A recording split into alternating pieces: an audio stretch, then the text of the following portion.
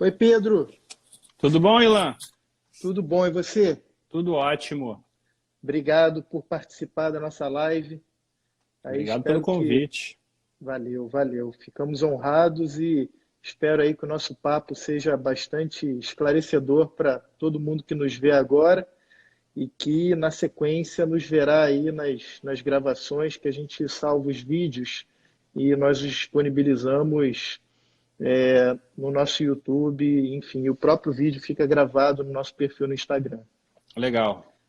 Maravilha.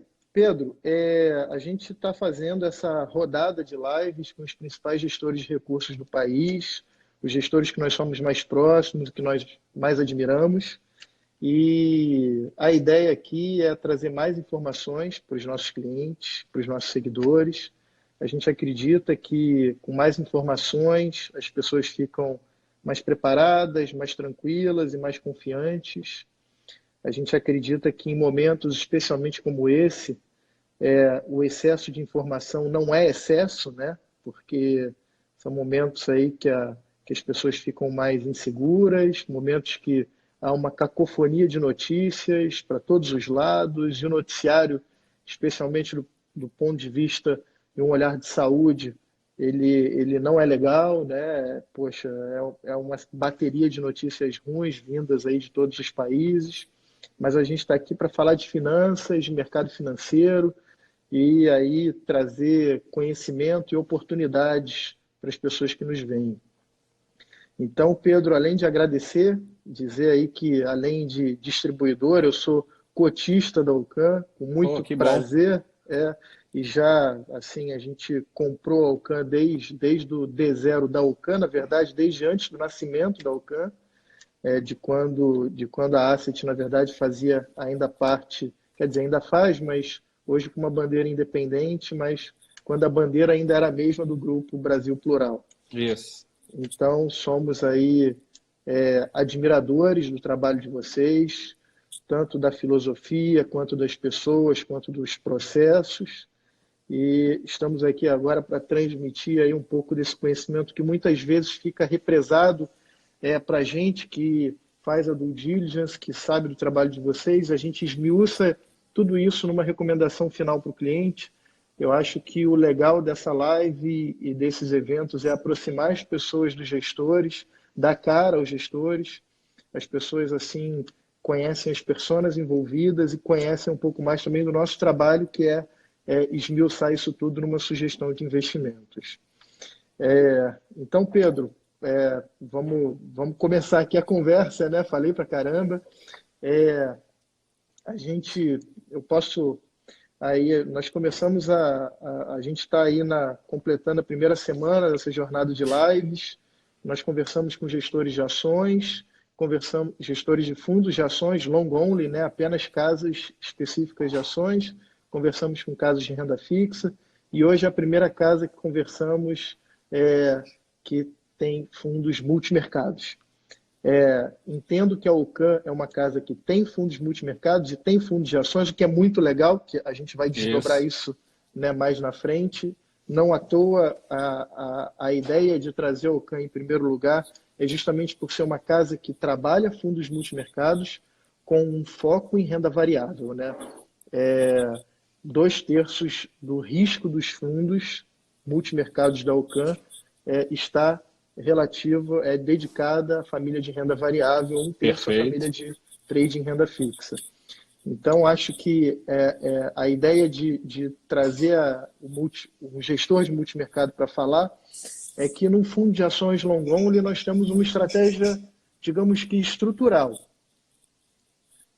Já os multimercados têm uma alocação que eu considero mais dinâmica. E a gente pode começar o nosso papo falando desse dinamismo e falando como eu vi aqui, acompanho de perto, né, como que os multimercados da Ocan, especialmente um fundo assim, que a gente recomenda bastante ativamente, é o Ocan Retorno Absoluto, fundo do qual sou cotista também. Que bom. E eu constatei aqui que o fundo, nessa crise, enfim, se defendeu muito bem. E eu acho que eu queria que você desdobrasse um pouco sobre o que vocês fizeram, né, para o fundo ir tão bem, sendo que 2/3 do fundo tem risco de bolsa. E também falar um pouco, eu acredito que esteja linkado a isso, dos processos e da filosofia da casa. Tá, legal. Obrigado, Ilan, pelo convite. Está falando para a BR Advisor. Vocês estão me escutando? Você está me escutando bem? Super bem. Tá bom, Nítido. legal. Não, você falou os pontos certinhos. Assim, hoje a gente tem mais ou menos 10 bilhões de reais, mais ou menos, sob gestão. Desses 10 bilhões, mais ou menos, 85% é multimercado.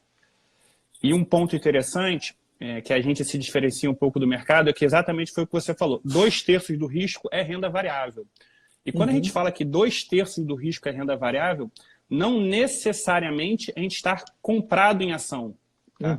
A gente pode estar comprado em ação se a gente acreditar que a gente está num cenário otimista, que nem a gente estava ano passado, ou a gente pode estar neutro, né? Ou seja, a gente compra umas ações e vende outras, onde a gente pretende ganhar dinheiro tanto na alta do mercado quanto na baixa do mercado. Perfeito. Porque o gestor de ações, o gestor de multimercado, é antes de tudo um gestor de risco. Tá?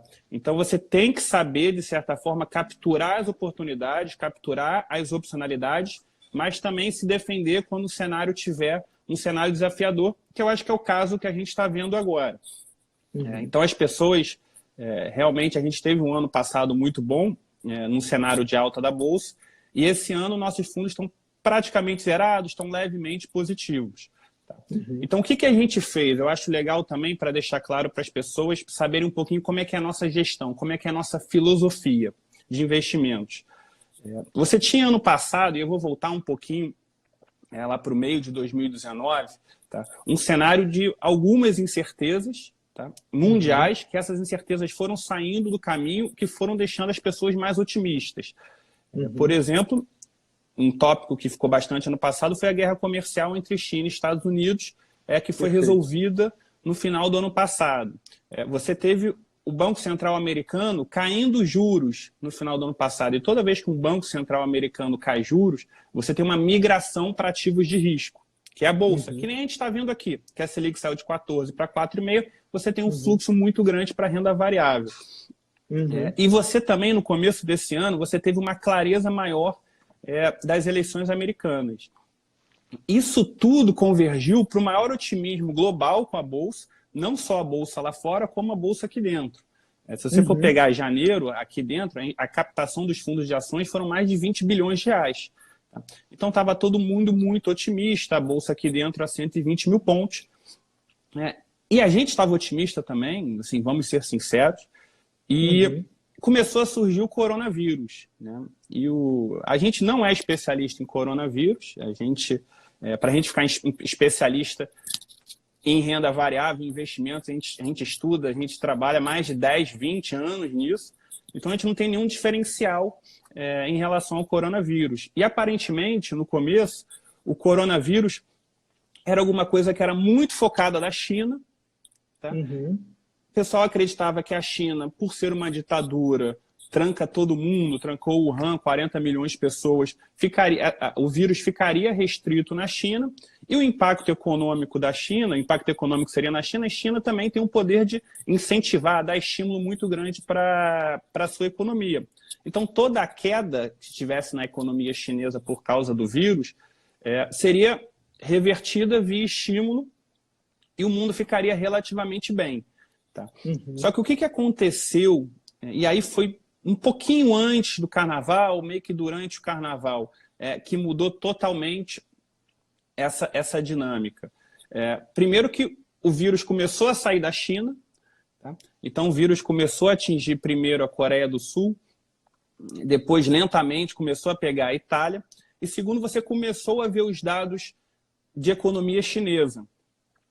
Então, no primeiro dado de economia chinesa, durante o lockdown, que é o trancamento das pessoas, o dado da economia chinesa foi pior do que o pior dado de 2008. Tá? Então, esses dois fatores, o vírus saindo da China e o impacto econômico brutal na China, levou uma queda da Bolsa muito, muito forte. Tá? Isso foi exatamente durante o Carnaval. A gente estava com um risco relativamente alto. E o que a gente fez na quarta-feira de cinzas, até um pouquinho antes, na segunda e na terça, com o mercado fechado aqui fora, a gente operou um pouco fechado aqui dentro, a gente operou um pouco lá fora. O que a gente fez? A gente diminuiu o risco. Tá? Isso foi um fator muito importante para a gente conseguir preservar o capital dos nossos cotistas. Porque se a gente tem um cenário que a Bolsa sobe 2, cai 2, sobe 3, cai 3, a Bolsa tem um padrão de risco específico. O que a gente estava observando é que a Bolsa parou de subir ou cair 2% e estava caindo 5%, 6%, às vezes 10%. Tá? Então, o risco de se investir na Bolsa ficou muito maior. Então, a partir do momento que o risco de se investir na Bolsa aumenta, a gente tem que diminuir as nossas posições. Tá? Porque a gente diminuindo as nossas posições, a gente consegue, com posições menores, entregar o mesmo perfil de risco que o nosso cotista está pedindo. Porque o cotista ele tá acostumado com uma oscilação, por exemplo, do retorno absoluto de 0,5%, 1%, menos. Se a gente não diminuísse o risco, essa oscilação seria de 3, 4, 5, positiva ou negativa. Tá? Então, a gente acreditava que se a gente não diminuísse o risco rápido, a gente estaria errando. Aumentar o risco seria, de certa forma, até uma irresponsabilidade. Porque era alguma coisa que a gente nunca tinha visto. Assim, a gente estava cogitando o Brasil fazer quarentena, né? E assim, a última quarentena que o Brasil fez foi na gripe espanhola, em 1908, se eu não me engano. Então era alguma coisa totalmente nova, que a gente não tinha nenhum diferencial competitivo. Então, assim, a nossa exposição líquida, que ano passado já tinha sido de 40%, ou seja, a cada R$100 que eu tenho no fundo, eu estou 40% comprado em ação, ela rapidamente foi para 2%, 3%. Tá? Então, a gente conseguiu fazer isso de forma muito rápida. Por que a gente conseguiu fazer isso rápido? Porque a gente tem uma métrica muito rígida de liquidez. Tá? Então, todos os ativos que a gente tem na carteira, a gente consegue sair rápido. Tá? Se movimentar, vender. Se os fundamentos mudam, a gente muda a nossa posição. Não tem problema nenhum. Esse é até um dos motivos para a gente ter fechado o Ocan Retorno Absoluto. A gente fechou outro fundo também, o Ocan Institucional, justamente que a gente não gosta de perder essa mobilidade. E a partir do momento que você diminui risco, tá? Você fica com a cabeça muito melhor, vamos dizer assim, para capturar assimetrias, para capturar distorções. Tá? Então, o que a gente fez? A gente saiu de empresas alavancadas, a gente sabia que o lockdown podia ser devastador para a economia, então as empresas que não tivessem uma posição de caixa saudável provavelmente seriam bastante impactadas, e aí você teria risco de quebradeira.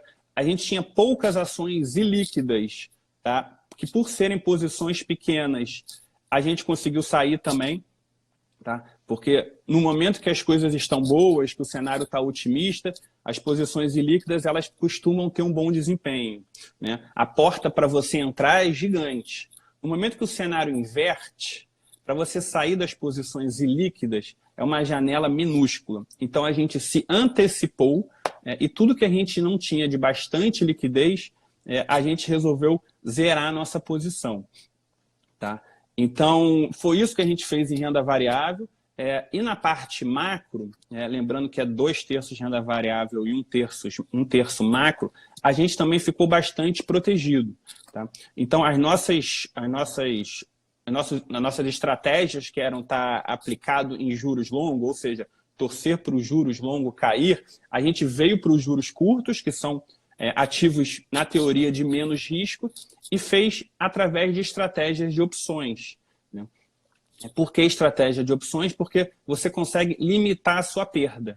Tá? Então, foi isso um pouco que a gente fez, diminuindo o risco de renda variável, diminuindo o risco de renda fixa, carteira mais protegida, concentramos as nossas carteiras em posições líquidas, em posições de empresas líderes, que a gente que eu conseguia atravessar a crise. Então, isso fez com que a gente conseguisse não ter um desempenho negativo, mesmo durante toda essa queda da Bolsa. Legal, ficamos felizes. Que bom. Obrigado. Avançando agora para um olhar adiante, como você enxerga o cenário com os preços atuais? Vocês identificam oportunidades? Acham que é momento de ficar ainda mais líquido? Como vocês estão se posicionando frente ao cenário pós-quarentena, pós-explosão do Covid no mundo? Tá, legal. O cenário hoje ainda é um cenário bastante incerto, né, que a gente considera, apesar dessas duas altas recentes da Bolsa. Perfeito. Os mercados eles estão variando todo dia mais que 5%. Então, assim, a gente está no mercado ainda disfuncional. Tá? A gente precisa que esse mercado ele diminua a volatilidade, ou seja, que tenha menores oscilações ao longo do dia, o que a gente não está vendo ainda, para a gente começar a aumentar o risco. Então, o nosso risco ainda está muito baixo. Hoje a gente tem mais pergunta do que resposta. Tá? Isso é importante falar.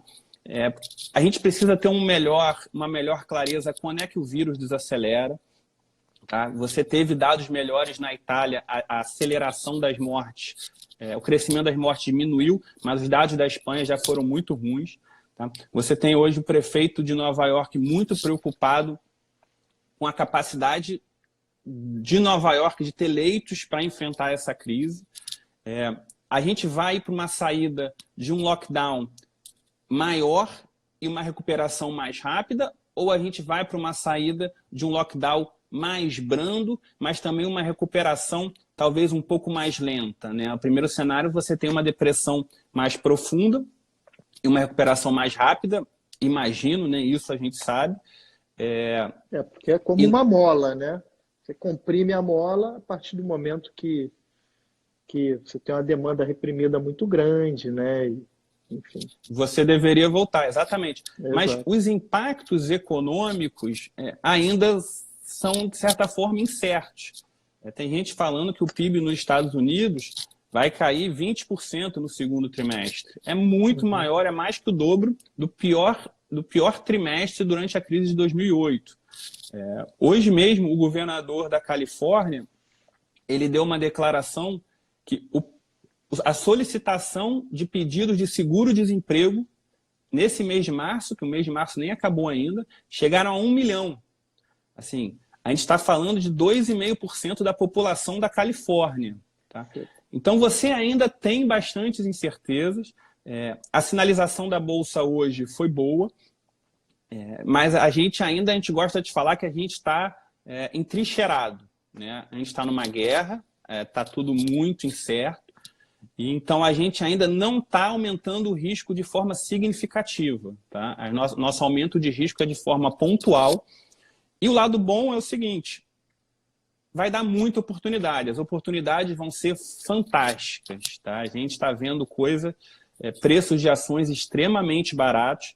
A gente gosta de falar que talvez a gente não vai pegar a faca caindo, ou seja, a gente vai esperar o mercado normalizar, porque a gente começa a ficar bastante otimista com o preço de determinadas ações que a gente está vendo.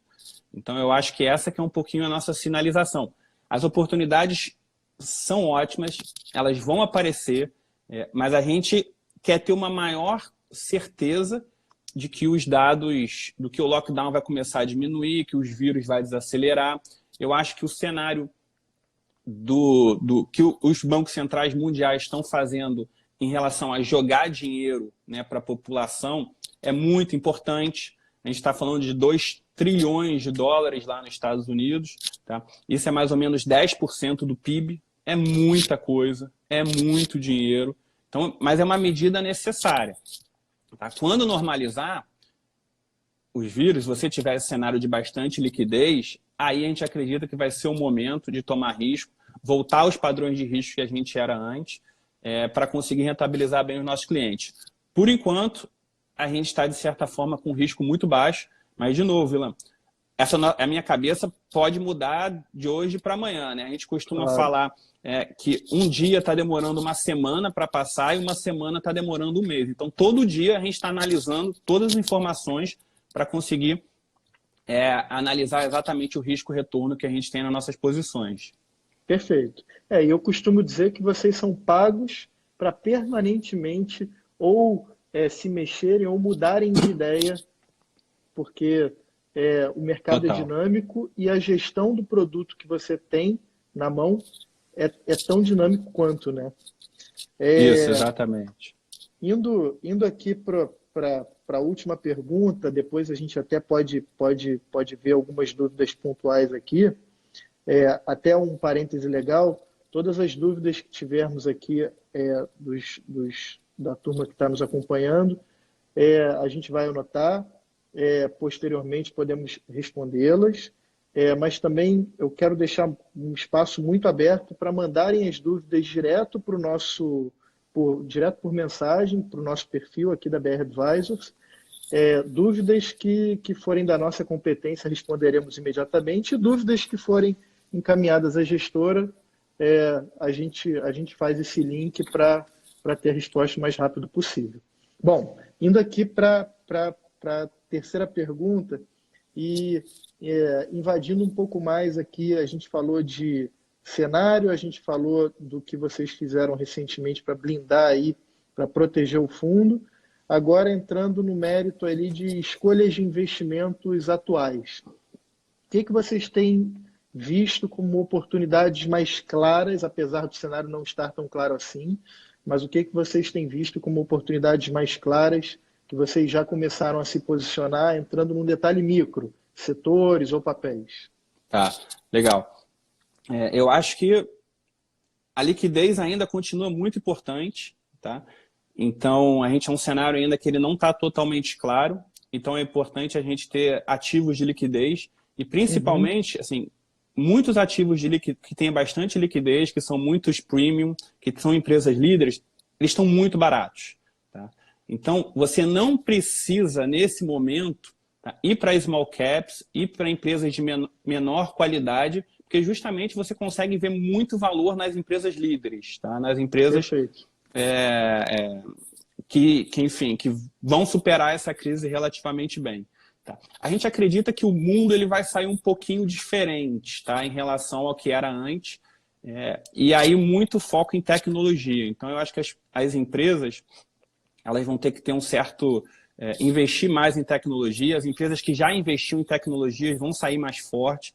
Então, um caso que a gente está gostando, que é nem aqui dentro, é mais lá fora, até nos Estados Unidos, é um valor relativo, né? A gente gosta de empresas de tecnologia e a gente está vendido, né? A gente tem uma posição short para compensar mais empresas de varejo, empresas do setor financeiro. Tá? Isso indo um pouquinho lá para fora. Eu queria fazer esse ponto. Tá? Aqui dentro, a gente tem empresas muito líderes. A gente tem empresas, por exemplo, como a Lojas Renner. Tá? A Lojas Renner, ela caiu muito durante a crise. Tá? Ela sofreu muito justamente por causa da interrupção do varejo. Ela vai ficar um tempo com as lojas fechadas, mas a Renner foi uma empresa que já passou por uma crise muito forte em 2015 e 2016. Tá? Lá em 2015 e 2016, o PIB do Brasil caiu 8%, tá? Se você somar os 2 anos. Isso é PIB de país de guerra, então ela teve que se reinventar, teve que ficar mais eficiente, cortar custo, melhorar os processos. Tá? Então, a gente acredita que ela vai conseguir se safar também, vai conseguir sair muito bem e está num nível de preço muito atrativo. Tá? Uma métrica que a gente olha é preço-lucro. Tá? Quanto mais alto o preço-lucro, na teoria, mais caro, quanto mais baixo, mais barato. A Renner negociava 30 vezes, tá? E hoje ela chegou a negociar anteontem a 15. Então, 50% abaixo do que seria o preço justo para ela. Tá? Então, é um papel que a gente gosta pra caramba. Outro papel que a gente gosta também é Multiplan, do setor de shoppings. Tá? A Multiplan talvez seja a empresa de shopping que tem o melhor portfólio do Brasil. Tá? Ela tem um portfólio, ela tem o Barra Shopping, ela tem o Morumbi Shopping em São Paulo. Então, São empresas, é uma empresa que vai sofrer, não vai ter jeito, tá? Mas pela qualidade do shopping, tá? A gente acha que já ela volta. Então tudo bem que ela fique sem receber aluguel durante um tempo, tudo bem que um ou outro lojista dela quebre, tenha que sair, mas a demanda para estar nos shoppings dela é muito boa e o papel caiu 40%. Tá? Então a gente acha que esse é um papel que é bastante legal também. Outro papel que a gente gosta, voltando para o setor de varejo, é Magazine Luiza. Tá? A Magazine Luiza, ela é muito forte. Ela vem investindo muito forte na integração entre internet e lojas físicas. Tá? Então, a gente acredita que saindo da crise, com esse foco em internet, que a gente acha que as pessoas vão ficar mais ligadas em internet, as pessoas vão fazer mais pedidos mesmo de casa, ela é uma empresa que tende a se beneficiar bastante também. Um papel que a gente gosta também é a B3, que é a Bolsa. Tá? A B3 ela tem um monopólio da Bolsa, então assim, ela caiu bastante, todas as operações passam por ela, tanto de renda fixa quanto de renda variável. Ela é uma empresa financeira sem o risco de ter inadimplência, que ao contrário dos bancos, ela não tem inadimplência, então a gente gosta bastante. Ela é geradora de caixa, pagadora de dividendos, então a gente acha que é uma empresa sólida que vai poder surfar essa volta bem. Legal. E por fim, a gente gosta também do setor elétrico. Né? O setor elétrico é um pouco mais defensivo. Isso é bastante importante falar. Assim, a gente tem uma carteira relativamente balanceada, equilibrada. Tá? A gente fala que não existe cesta de 10 pontos. Tá? As cestas são de 2 e de 3 pontos. Então, você tem que ter uma carteira balanceada justamente para conseguir rentabilizar, para conseguir ter um desempenho positivo em qualquer cenário. Tá? E essas empresas do setor elétrico, a gente gosta de falar, a gente gosta de, de olhar uma métrica chamada TIR. TIR é a expectativa de retorno da empresa acima da inflação. Por ela ser muito resiliente, a gente consegue olhar isso. Tá? E a Equatorial está dando uma TIR de 8% e a CESP está dando uma TIR de 12%, quando você compara com uma NTNB que está próxima de 4%. Tá? Então, são papéis que ajudaram bastante durante essa queda, que caíram menos que a Bolsa. Então, é importante para a composição de portfólio também. Tá? E, por fim, se me permitir, claro, um setor que a gente sempre foi short, sempre foi vendido muito tempo e a gente voltou a recomprar recentemente é o setor de bancos. Tá?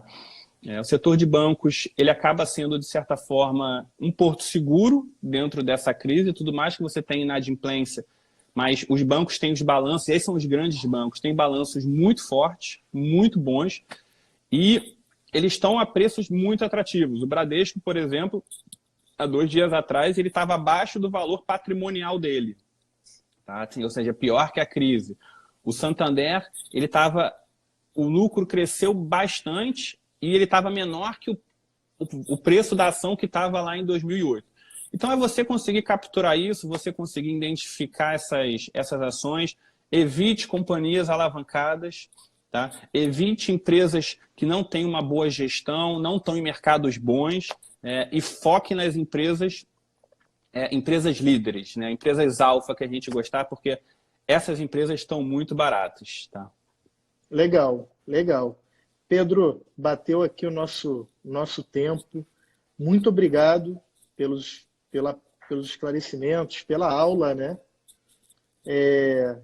Fica aqui sempre, BR, sempre de portas abertas. E obrigado pelo teu tempo. Acho que foi bem bacana de provocar uma boa experiência e fazer com que mais pessoas conheçam a casa de verdade, conheçam um pouco mais da filosofia, dos processos, das pessoas. E enfim, eu vou encerrar a live basicamente só te pedir aí para fazer umas considerações finais. Qualquer dúvida, gente, qualquer dúvida que vocês tiverem, por favor, nos encaminhem mais uma vez, encaminhem pelo perfil da BR Advisors. Enfim, vou passar a bola só para você fazer umas considerações finais para a gente cumprir o horário aqui, não extrapolar o horário da turma. Tá bom. Não, eu que agradeço o convite da BR Advisors, um dos nossos princípios é justamente ser bastante transparente. Então, em momentos ruins, momentos bons dos fundos, a gente está sempre querendo falar com os nossos clientes, com os nossos cotistas, com os assessores. E o que eu queria falar é que o gestor de multimercado, antes de tudo, é um gestor de risco. Tá? E acho que isso que é importante falar. A gente tem que estar pensando sempre como ganhar dinheiro, mas é muito importante a gente não perder também. Então é isso que a gente faz, a gente dorme e acorda pensando nos nossos fundos, a gente dorme e acorda pensando nos nossos cotistas. A gente está conseguindo preservar o capital, nesse momento que a Bolsa caiu 40%, e o legal é que quando a gente sentir que o cenário está normalizando, a gente vai voltar com risco, a gente vai voltar, vai fazer de tudo para conseguir rentabilizar mais ainda os nossos fundos. Eu agradeço, Ilan, pelo convite de novo. Legal. Valeu, Pedro. Obrigado. Obrigado, pessoal. Tchau, tchau. Valeu, valeu. Até mais.